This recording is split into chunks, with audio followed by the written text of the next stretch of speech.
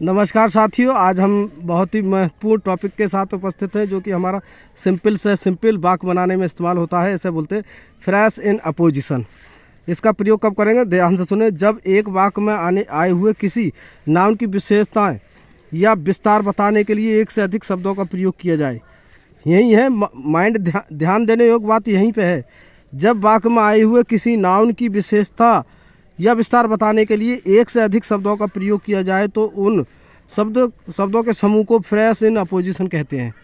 समझ में आ रहा है? अगर एक नाम दिया होगा, उसकी क्या दी होंगी, एक से अधिक विशेषताएं, तो उन एक से अधिक विशेषताओं के समूह को क्या बोलते हैं, फ्रेश इन अपोजिशन। अब वाक्य बनाने के नियम देख लीजिए। तो वाक्य बनाने के नियम है, विशेषता बताने वाले शब्द समूह को उस नाउन से के बाद रखा जाता है जिसकी ये विशेषता बताते हैं।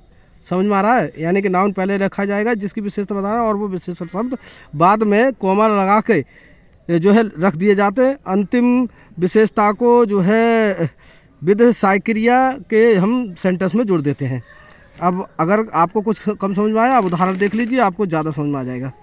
देखो, Kalidas was a great Sanskrit poet, he was the author of Shakuntalam. अब देखिए, कालिदास हैं, इनकी एक विशेषता है was a great Sanskrit poet, और क्या है, ऑथर ऑफ शाकुंतलम। ये इनकी कालिदास के बारे में एक से अधिक विशेषता बताई गई है।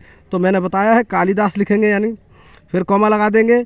अब इनकी विशेषता है एक ग्रेट पोइट ऑफ संस्कृत, लिख देंगे ऐसे करें, Kalidas a great poet of Sanskrit. फिर आगे जो लास्ट में जो वाक्य होकर उसकी साइक्रिया के साथ वाक्य को जोड़ देते हैं अंत में। तो इसकी साइक्रिया है बाज द ऑथर ऑफ शाकुंतलम।